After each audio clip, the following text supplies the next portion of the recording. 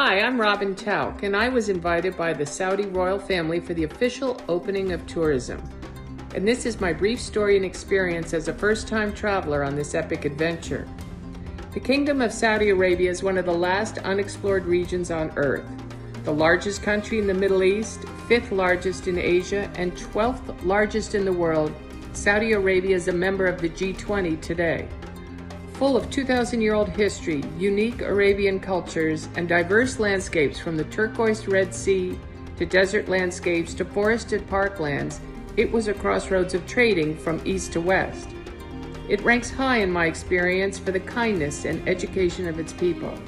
And with the new vision of Crown Prince Mohammed bin Salman, Saudi Arabia is going through a bold transformation today. My story is about Saudi Vision 2030, a plan to bring 100 million travelers per year, making tourism 10% of their GDP, up from 3% today. And it is my story of my dream to see this country, if only for a week, at this epic turning point. What was it like? What are the myths and the reality of this bold dream? I was welcomed by young Saudis at the Open Hearts, Open Doors ceremony held on World Tourism Day. E-visas went live to 49 countries, and over 400 Saudis and travel investors gathered in Riyadh, where multi-year investments were celebrated. The CEO of SCTH welcomed us to this country of 10,000 sites of Arabian global trading history, with a rich and welcoming culture steeped in human and family values. We made history that evening. 22 of us then traveled by private Saudi air to see futuristic, sustainable cities in planning on the Red Sea. King Abdullah Economic City is a 200 billion mega project 1 hour from Jeddah, with green yacht marinas, green golf courses, and luxury residences. By helicopter, we flew over Neom, a 500 billion master plan city near Egypt and Jordan, a tech city of the future on 26,000 kilometers of landscape. Bold, sustainable, and authentic.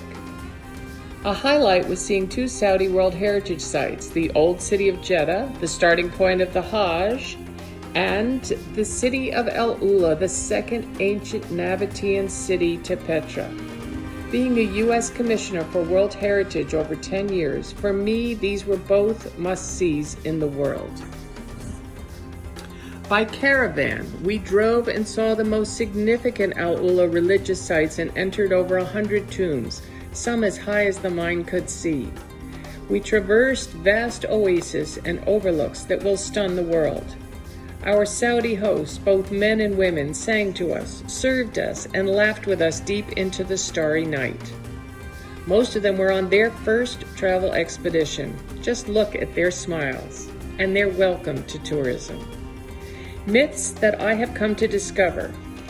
Saudi Arabia is educated and youthful, with 70% of its population under 35 years old, ready for a new future. Women are driving today, traveling alone, and working outside the home. Women's rights are changing. This is adventure, learning, youth, university travel, even different religious groups, women's, and single travel. And finally, the Saudis envision a fossil fuel society.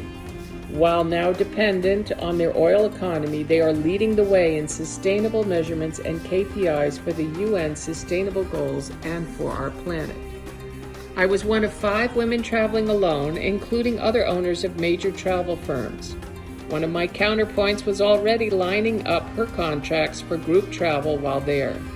We felt safe at all times. The Saudi culture believes in trust and family-type relations and honesty and ethics. The ministers of tourism, finance, culture, and transport, and the royal family are 100% dedicated to this grand opening of tourism. You will be welcomed in Saudi Arabia today.